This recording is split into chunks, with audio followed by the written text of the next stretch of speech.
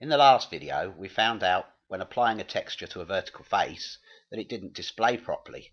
This is because textures are always applied horizontally and facing north-south, and there's many times when we're designing we don't want this to be the case, particularly when facing vertical faces with textures. So I got this stripy effect because the texture is not being displayed properly. So the way we sort this out is using mappings. So I'm going to take another look at planar mappings. We did use a planar to scale the texture a few videos ago, so it's not a new thing to us, but I'm going to just look at the other things we can do with planar mappings. And the easiest way to show what's going on is using the gizmo transform. So I'm going to go to face coordinate mapping. First I'll select some faces. If I highlight these faces here and now put the transform gizmo on, and at the bottom of the screen here there's a move to center. If I click this, a red-green box appears, which is a representation of how the texture is being applied. So you can see here the texture is being applied onto the floor, and there's green and red to show us top and bottom and the sides, and these little notches so that we know which is which. So you can see why this texture that I've highlighted isn't being displayed correctly, because it's putting the texture on in this direction and we want it in this direction. So what we need to do is create a new planar mapping, add it to this section and tell it how to correctly move this box around. So I'm just going to create a new mapping, and it's on planar, so that which is alright, and I'll just rename this planar 1 to planar vertical north and press enter, and I'll add it to this selected area, and there we go. And now it's just a matter of, if I move to center again so that we get our display right, there's the box. It's just a matter of moving this box to face the correct direction to apply the texture. So if we come down to gizmo action down here, these are all the commands we can do: move, rotate and scale to position our textures. So we want to rotate for this, so if I highlight rotate, and then we've got the X, Y and Z coordinates. Now we can either type in what we want into these X, Y, Z boxes and just press enter, or we can physically move the box. If we're on the transform gizmo, you'll see as I come onto this screen it's showing a rotate arrow because I'm on rotate on the gizmo. If I was on move there, we get a move arrow when we're on here. So we can drag and hold on this screen, or we can type in. Well, I tend to type in because I don't know what I'm doing with this gizmo. I never know which way it's going to move, so quite often, for starters, if I'm unsure, I try and move it in 90 degrees. So this is probably the Z axis, I would imagine, but it might not be. So I'll type in 90 on the Z axis, and no, it's not. That's completely wrong. So I'll go back to 0. I'll try it on the X axis, 90. There we go. And our texture's now on the right plane. So you'll notice now the box is being applied to the vertical face at the same angle as the vertical face. So that's now given us a desert texture on the side. Now if I undo that again, put it back to 0, as I said, the other way is to click and drag, and this gives you a much more visual way you can actually see exactly what's going on. Because I'm on the z-axis up here, it's moving the z, and the numbers will be changing in these boxes as we do it. So we know it's the x-axis that needs to be moved. So if I put this on the x-axis here,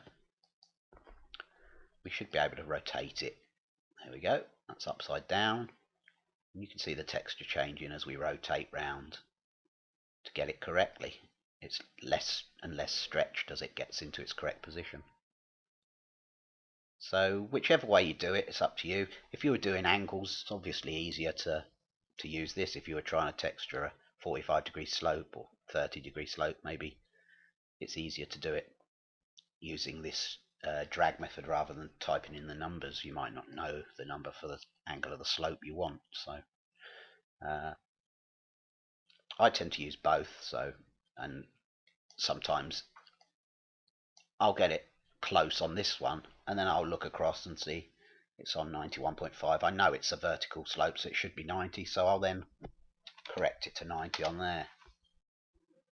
So if we now I'll select the whole of our face there and add this planar. We're still on planar vertical north there, so if I add it, we'll see the effect it has all the way around. I'll turn the highlight off, and you'll see as it gets round further out of its natural position round these sides, it's getting more and more stretched until it will get to the point where it's really severely stretched and looks completely wrong. A lot of the time you can get away with minor stretching like this. It depends on the texture, but a lot of textures nobody's going to notice if it's a little bit stretched. But when it gets to this sort of effect, we really need to swap it out with a new mapping.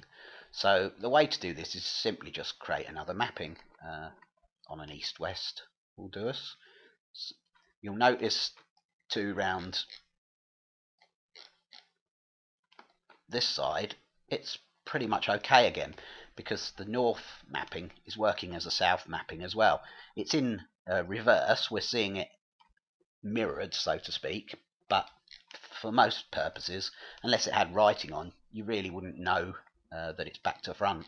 So you can usually use a north mapping to face a south and an east to face a west. So again, around this side it's completely stretched again. So what I'm going to do now is just select these faces. I'm going to go new mapping again, another planar, and this will be planar vertical east.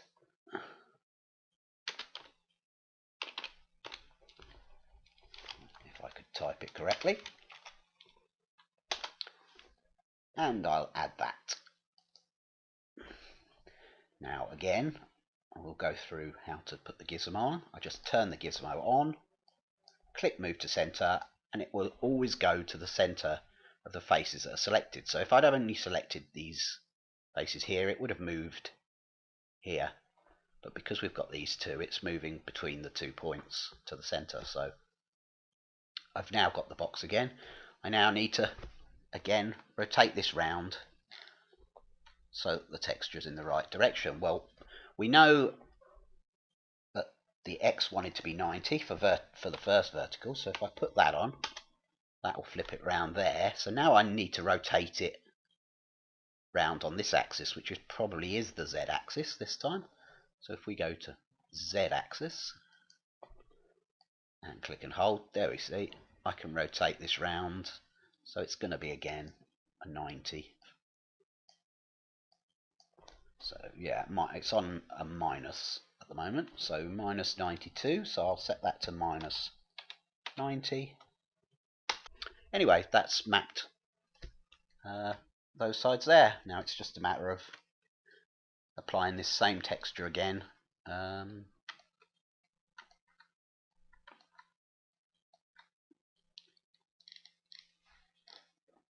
the other side. So again, I'll select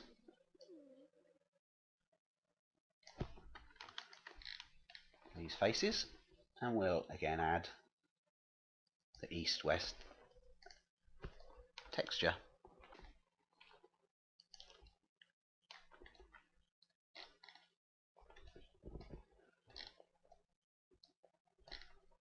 Let's put the transform gizmo on. We can also use move, and you can see you can slide the texture up and down or left and right depending on what axis again you're on. Again, it will be X and Z for this one. Z's going to move it up and down. I imagine X will move it left and right. No, X moves it forward and backwards on the east-west, so it will be the Y. But I always get confused. Like I say, just try. If you move it and it's wrong, just undo it and switch to a different axis. You'll soon figure out what's going on.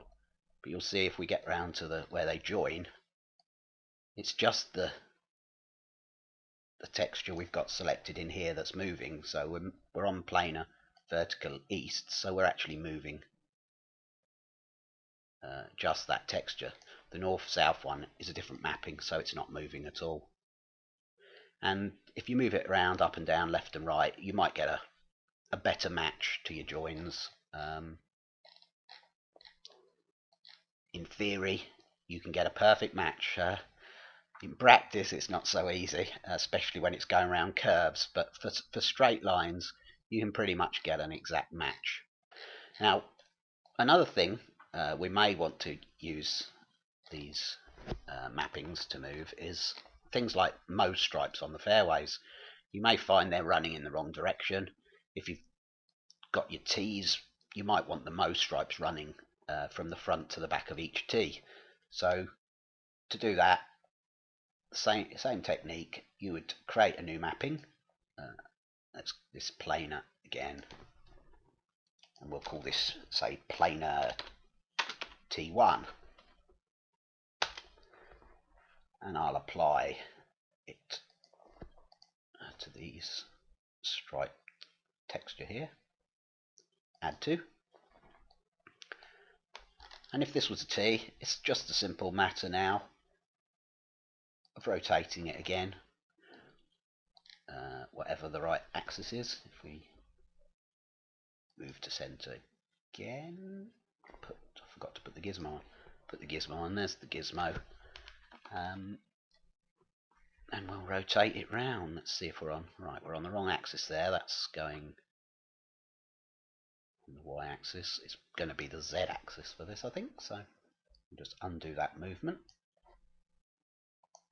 Select Z, and there we go. We can move the stripes around to face the direction we want for that particular T.